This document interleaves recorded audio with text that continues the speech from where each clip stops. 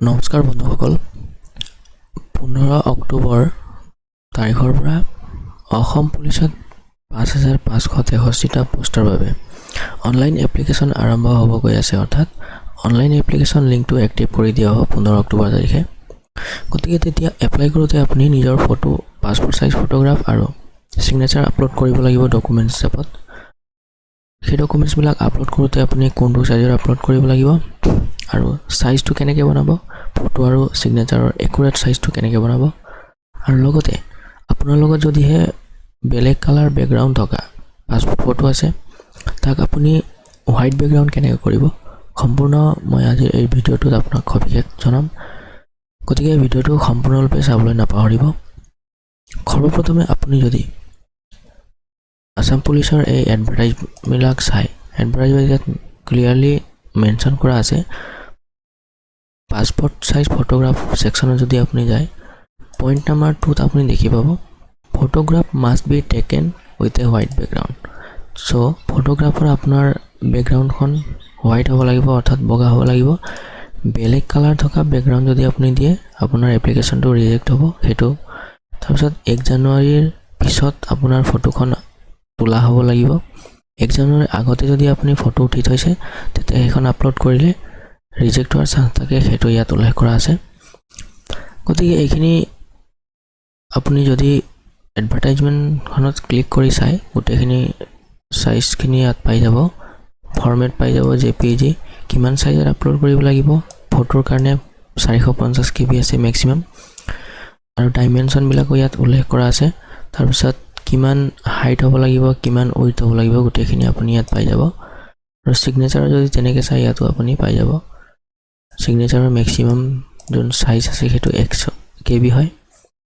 আৰু ইয়াত height width দিয়া আছে ডাইমেনশনবিলাকো দিয়া আছে এইবিলাক আপুনি এডভাৰটাইজমেণ্ট নটিছত ক্লিক কৰে সো আজিৰ ভিডিঅ'ত আপোনাক মই এইটো দেখাম যে আপুনি এই সাইজবিলাক একুৰেট সাইজবিলাক কেনেকৈ বনাব আৰু লগতে আপোনাৰ যদি ফটোৰ বেকগ্ৰাউণ্ডটো বেলেগ কালাৰ আছে আপুনি তাক হোৱাইট কেনেকৈ কৰিব গতিকে আহক পলম নকৰাকৈ ভিডিঅ'টো আৰম্ভ কৰোঁ মই উদাহৰণস্বৰূপে সৰ্বপ্ৰথমে ইয়াত এখন ফটো লৈ ল'ম যিখন ফটোৰ বেকগ্ৰাউণ্ডটো বেলেগ কালাৰৰ আছে তাক মই এতিয়া ইয়াত হোৱাইট কৰি আপোনালোকক দেখুৱাম সো আপুনি কি কৰিব লাগিব যিকোনো ব্ৰাউজাৰ ওপেন কৰাৰ পিছত তাত সাৰ্চ কৰিব লাগিব আপুনি ৰিমুভ বিজি এনে ধৰণৰ ৰিমুভ বিজি বুলি তাত আপুনি সাৰ্চ কৰিব গুগলত গৈ ইয়াত সাৰ্চ কৰাৰ পিছত remove.bg বুলি এখন ৱেবছাইটৰ লিংক পাব ইয়াত এনেদৰে দেখি পাইছে remove background from image for free গতিকে আপুনি ইয়াত ক্লিক কৰিব ক্লিক কৰাৰ পিছত ইয়াৰ যোনটো অফিচিয়েল ৱেবছাইট হয় সেইটো খোল খাব গতিকে এনে ধৰণৰ আপোনাৰ ইয়াত ইণ্টাৰফেচ দেখিবলৈ পাইছে একো ধৰণৰ ভয় খাব লগা নাই আপুনি যদিহে ইয়াত ফটো আপলোড কৰে তথাপিও কোনো ধৰণৰ ভয় খাবলগীয়া নাই কাৰণ এই ৱেবছাইটত ফটো আপোনাৰ আপলোড কৰাৰ 24 ঘণ্টাৰ পিছত অটোমেটিক্যালি আপোনাৰ যিমানখিনি ডিটেইলছ বা যিমানখিনি ফটো আপুনি আপলোড কৰে গোটেইখিনি ডিলিট হৈ যাব ইয়াৰ পৰা অটোমেটিক্যালি গতিকে ইয়াত আপলোড ইমেজ বুলি এখন অপচন পাব ইয়াত আপুনি ক্লিক কৰিব ক্লিক কৰাৰ পিছত আপুনি সেই ফটোখন ইয়াত আপলোড কৰিব যিখন ফটো আপুনি বেকগ্ৰাউণ্ডটো চেঞ্জ কৰিব বিচাৰিছে মই উদাহৰণস্বৰূপে এখন ফটো লৈ লৈছোঁ ইয়াত ফটোখন ইয়াত সিলেক্ট কৰিলোঁ কৰাৰ পিছত মই ওপেনত ক্লিক কৰিলোঁ সো ইয়াত ফটোখন আপলোড হৈ যাব আপুনি দেখি পাইছে আপলোডিং সো ফটোখন হ'ল এইটো গতিকে আপুনি দেখি পাইছিলে ফটোৰ যি অৰিজিনেল বেকগ্ৰাউণ্ড আছিলে সেইটো নাইকিয়া হৈ গ'ল তাৰপিছত আপুনি ইয়াত এডিটৰ এটা অপচন পাব এডিট ইয়াত আপুনি ক্লিক কৰিব ক্লিক কৰাৰ পিছত ইয়াত বিভিন্ন ধৰণৰ অপচন আপুনি দেখি পাব গতিকে ইয়াত অকণমান যদি ৰৈ দিয়ে আপোনাৰ ফটোখন ইয়াত আহি যাব লোডিং ইমেজ দেখি পাইছে আপুনি ইয়াত ফটোখন আহি গ'ল এতিয়া আপুনি ইয়াত অপচন এটা পাব কালাৰ বুলি ইয়াত আপুনি ক্লিক কৰিব ক্লিক কৰাৰ লগে লগে অকণমান যদি তলত স্ক্ৰল কৰে ইয়াত আপুনি দেখি পাব বিভিন্ন ধৰণৰ কালাৰ আপুনি বেকগ্ৰাউণ্ডত দিব পাৰে যোনটো কালাৰত আপুনি সিলেক্ট কৰিব আপোনাৰ বেকগ্ৰাউণ্ডটো অটোমেটিক্যালি সেইটো কালাৰত আহি যায় গতিকে ইয়াত ফাৰ্ষ্টতে আপুনি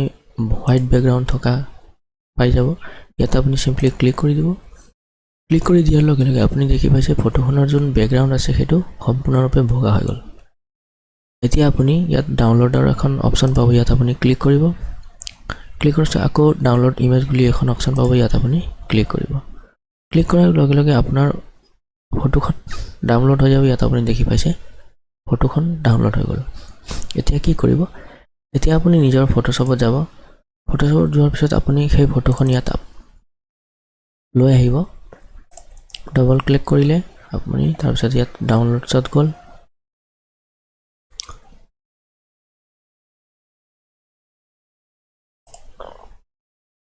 ডাউনলোডছত গৈ কিনে আপুনি ফটোখন সিলেক্ট কৰি ল'ব।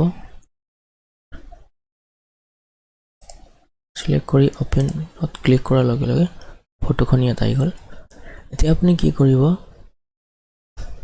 ইয়াত নিউ এখন পেজ অপেন কৰিব। Ctrl+N প্ৰেছ কৰি এখন নতুন পেজ অপেন কৰিব।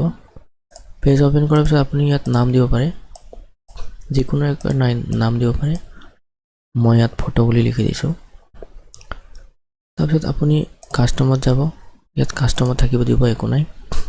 তাৰপিছত আপুনি ফটোখনৰ যোনটো চাইজ দি আছে এডভাৰটাইজমেণ্ট নটিছত, যদি এডভাৰটাইজমেণ্ট নটিছখন আপুনি ইয়াত অপেন কৰে, ইয়াত আপুনি দেখি পাব যে ফটোখনৰ যি চাইজ আছে সেইটো হাইট আছে 45 mm অৰ্থাৎ 4.5 cm আৰু উইথ 3.5 cm। যদি আপুনি mm দিয়ে 45 mm × 35 mm, গতিকে cm বা mm যিকোনো আপুনি দিব পাৰে। ইয়াত আপুনি যদি cm লয় আপুনি ইয়াত উইথটো দিব আৰু হাইটটো দিব cmতে, আৰু যদি ইয়াত mm লয় ঠিক একেদৰে ইয়াতো আপুনি mm সিলেক্ট কৰিব।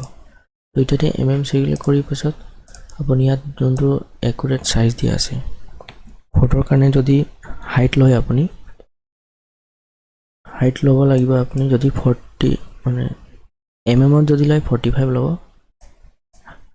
হাইটটো আৰু উইথটো ল'ব 35। যোনটো এডভাৰটাইজমেণ্ট নটিছৰ মতে যোনটো সাইজ দিয়া আছে সেইটো ল'ব। যদি ইয়াত cm লয় 3.5 ল'ব, ইয়াত ল'ব 4.5। তাৰপিছত আপুনি ইয়াত অ'কে কৰি দিব। এখন এফালে লৈ আহিলোঁ মই। এতিয়া ফটোখন আপুনি পাছপোৰ্ট ফটোহে লাগে, সেইটো কাৰণে আপুনি ইয়াত যিমানখিনি লোৱা হয় পাছপোৰ্ট ফটোৰ কাৰণে সেইখিনি আপুনি সিলেক্ট কৰিব লাগিব। ইয়াত আপুনি সিলেক্টৰ এখন অপশ্যন আছে, ইয়াত ক্লিক কৰিলে তেতিয়া ফটোখন ইয়াত আপুনি সিলেক্ট কৰি ল'লে যিমানটো আপুনি আপলোড কৰিব বিচাৰে। সিলেক্ট কৰাৰ পিছত আপুনি মুভ টুলছটোৰ সহায়ত ফটোখন লৈ আহিলে ইয়াৰ এইটো বক্সত। তাৰপিছত সুবিধাৰ কাৰণে মই এইটো ডাঙৰ কৰি লৈছোঁ। এতিয়া Ctrl+T প্ৰেছ কৰি ফটোখন আপুনি ইয়াত এডজাষ্ট কৰিব পাৰে। যিমানটো সাইজ আছে গোটেইখিনিত আপুনি ফটোখন এনেকৈ এডজাষ্ট কৰি দিব, আৰু ওপৰত যোনটো এইটো শুদ্ধ চিন আছে ইয়াত আপুনি ক্লিক কৰি দিব। এতিয়া ফটোখন আপোনাৰ ৰেডি হৈ আছে। বেকগ্ৰাউণ্ডটো আপুনি বগা কৰিলে, সাইজটো দিলে। এতিয়া আপুনি ইয়াত যাব ফাইলত, ইয়াত সেভত ক্লিক কৰিব। তাৰপিছত আপুনি কোনটো ফল্ডাৰত ফটোখন সেভ কৰিব বিচাৰে সেইটো ফল্ডাৰটো ইয়াত সিলেক্ট কৰি ল'ব। সিলেক্ট কৰাৰ পিছত আপুনি ফৰমেটত যাব। ফৰমেটত গৈ ইয়াত এখন অপশ্যন পাব JPEG এইটো অপশ্যনত আপুনি ক্লিক কৰিব। তাৰপিছত নাম এটা দিব পাৰে, যিকোনো নাম এটা দিব পাৰে। ইয়াত এনেকৈ যিকোনো নাম এটা দি কিনে আপুনি সেভত ক্লিক কৰিব। তাৰপিছত আপুনি ইয়াত কোৱালিটিটো চাব পাৰে, হাই ল' মিডিয়াম আছে, গতিকে মই মিডিয়াম কোৱালিটি দিছোঁ, অৰ্থাৎ হাই কোৱালিটি দিলেও একো নহয়। তাৰপিছত আপুনি ইয়াত অ'কেত ক্লিক কৰি দিলে ফটোখন আপোনাৰ ৰেডি হৈ যাব। গতিকে ইয়াত আপুনি দুটা কথা মনত ৰাখিব। প্ৰথমটো হ'ল আপোনাৰ যোনটো হাইট দিয়া আছে একুৰেট সেইটো ল'ব লাগিব, আৰু যোনটো উইথ দিয়া আছে সেইটো ল'ব লাগিব। তাৰপিছত দ্বিতীয় কথা হ'ল আপোনাৰ সাইজ। এতিয়া সাইজটো আপুনি ডাঙৰ সৰু কেনেকৈ কৰিব, তো মেক্সিমাম সাইজ আপুনি এডভাৰটাইজমেণ্ট যদি চাই মেক্সিমাম সাইজ দিয়া আছে 450 KB। ইয়াত আপুনি দেখি পাইছে 450 KB। গতিকে ফটোখন 450 KBৰ তলত হ'ব লাগিব। যদি 450 KBতকৈ ডাঙৰ হয় সেইটো আপলোড নহ'ব। চ' 450 KBতকৈ যদি সৰু হয় তেতিয়াহে আপোনাৰ ফটোখন আপলোড হ'ব। এতিয়া ধৰি লৈছোঁ আপোনাৰ ফটোখন 450 KBতকৈ এতিয়া 450 কেবিতকৈ আপোনাৰ ফটোখন যদি সাইজটো ডাঙৰ হৈ আছে তেতিয়া সাইজটো সৰু কেনে কৰিব আপুনি ঠিক একেদৰে গুগলত যাব তাৰপিছত স্মল jpg আপুনি টাইপ কৰিব এন্টাৰ কৰিব ইয়াত আপুনি বহুতো কিছুমান মানে আপুনি ওয়েবসাইটৰ লিংক পাব সো smallpdf.com বুলি এখন ইয়াত আছে ইয়াত আপুনি compress jpg images online বুলি এটা অপচন পাইছে তাৰপিছত সেকেন্ডত এটা অপচন পাব compress jpeg images online ইয়াত আপুনি ক্লিক কৰিব সেকেন্ডৰ যোনটো লিংক আছে ইয়াত ক্লিক কৰাৰ পিছত ইয়াৰ অফিচিয়েল ওয়েবসাইটটো খোল খাব এনে ধৰণৰ তাৰপিছত ইয়াত আপলোডছ ফাইল বুলি এখন অপচন আছে ইয়াত আপুনি ক্লিক কৰিব আপোনাৰ যোনটো ফটো হয় যোনটো আপুনি ৰেডি কৰি থৈছে আপলোড কৰিবৰ কাৰণে সেই ফটোখন আপুনি সিলেক্ট কৰি ল'ব সিলেক্ট কৰাৰ পিছত ওপেনত ক্লিক কৰিব ফটোখন আপোনাৰ ইয়াত আপলোড হৈ গ'ল আপলোড হোৱাৰ পিছত ডাউনলোড বুলি অপচন নিজে নিজে আহি যায় তলত এখন ইয়াত আপুনি ক্লিক কৰিব ক্লিক কৰাৰ লগে লগে আপোনাৰ ফটোখনৰ যি সাইজ আছিল সেইটো অটোমেটিক্যালি কমি যায় ইয়াত আপুনি দেখি পাইছে 19.8 KB ইয়াত দেখি পাইছে আপুনি গতিকে এনেদৰে নিজৰ ফটোখনৰ সাইজটো আপুনি কমাব পাৰে বা বঢ়াব পাৰে যোনটো একুৰেট সাইজ লাগে এতিয়া মই দুটা কথা আপোনাক দেখুৱালো ফটোখনৰ ব্যাকগ্ৰাউণ্ডটো আপুনি যদিহে বেলেগ কালাৰ আছে তেতিয়া হোৱাইট কেনেকৈ কৰিব সেইটো আপুনি গম পাই গ'ল তাৰপিছত আপোনাৰ ফটোখনৰ সাইজ যদি ডাঙৰ আছে 450 KB লাগে ম্যাক্সিমাম সাইজ তাতকৈ যদি ডাঙৰ আছে সৰু কেনেকৈ কৰিব সেইটো আপোনাক দেখুৱালো এতিয়া মই দেখুৱাম আপোনাক আপোনাৰ যোনটো সিগনেচাৰ আছে সিগনেচাৰৰ কাৰণে আপুনি কি কৰিব ঠিক একেদৰে আপুনি ফটোশ্বপটো ওপেন কৰি ল'লে ইয়াত আপোনাৰ সিগনেচাৰটো লৈ আহিব ফটোশ্বপত সিগনেচাৰ কৰোঁতে আপুনি নিজৰ সিগনেচাৰটো ব্লু নীলা ৰঙৰ হ'লেও হ'ব নহ'লে কলা ৰঙৰ হ'লেও হ'ব আপুনি কলম ব্যৱহাৰ কৰিব পাৰে আৰু হোৱাইট পেপাৰত আপুনি সিগনেচাৰটো কৰি লৈ তাক স্ক্যান কৰি ল'ব তাৰপিছত তাৰ যোনটো স্ক্যান ফাইল আছে তাক যদি আপুনি ইয়াত ওপেন কৰি লয় ফটোশ্বপত ওপেন কৰাৰ পিছত আপুনি এনেদৰে সিলেক্ট কৰি ল'ব ওপেন ইয়াত আহি গ'ল এতিয়া সিগনেচাৰটো এনেকৈ আহি গৈছে তাৰপিছত ইয়াৰ যোনটো একুৰেট সাইজ আছে যদি আপুনি এডভাৰটাইজৰ নোটিছখন চাই ইয়াত দেখি পাব যে ইয়াৰ সাইজটো 100 KB হ'ব লাগিব ম্যাক্সিমাম আৰু যোনটো ডাইমেনশন দিয়া আছে 3.5 cm 2.5 cm সো আপুনি ইয়াত কি কৰিব এখন নতুন ফাইল ওপেন কৰিব লাগিব নতুন পেজ ওপেন কৰিবলৈ আপুনি Ctrl+N প্ৰেছ কৰিলে ইয়াত আহি গ'ল এনেদৰে ইয়াত মুভ কৰিলে আপুনি ইয়াত যিকোনো নাম এটা দিব পাৰে ধৰি লৈছো মই ইয়াত নাম এটা দিছো তাৰপিছত আপুনি ইয়াত সিলেক্ট কৰিব CM দুইটাতে CM সিলেক্ট কৰিলে তাৰপিছত যোনটো একুৰেট সাইজ দিয়া আছে ইয়াত এডভাৰটাইজৰ নোটিছ আপুনি দেখি পাব উইথ 3.5 ল'ব লাগে আৰু হাইট ল'ব লাগিব 2.5 cm সো আপুনি ইয়াত ল'লে উইথ 3.5 হাইট ল'লে আপুনি 2.5 cm তাৰপিছত আপুনি ওকে কৰি দিলে এইটো হৈ গ'ল সিগনেচাৰৰ যোনটো সাইজ দিয়া আছে সেইটো ডাইমেনশন তাৰপিছত সিগনেচাৰটো আপুনি এনেকৈ সিলেক্ট কৰি ল'লে ইয়াত আনি মুভ কৰি ল'লে এতিয়া ইয়াত আপুনি Ctrl+T প্ৰেছ কৰি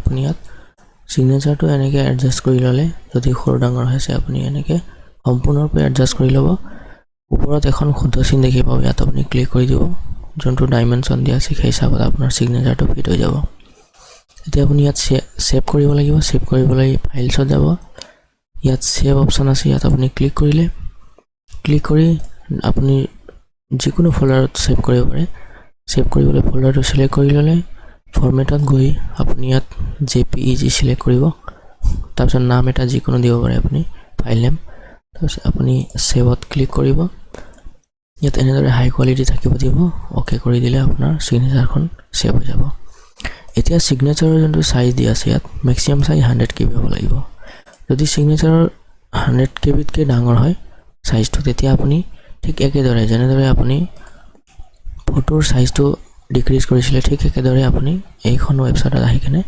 ইয়াত আপলোড ফাইলছত ক্লিক কৰি সিগনেচাৰটো আপলোড কৰি আকৌ ডাউনলোড কৰিলে আপোনাৰ সাইজটো কমি যাব অটোমেটিক্যালি সো আপুনি ডাইৰেক্টলি সেইটো ডাউনলোড কৰি আপুনি আপলোড কৰিব পাৰে কোনো ধৰণৰ অসুবিধা নোহোৱাকৈ।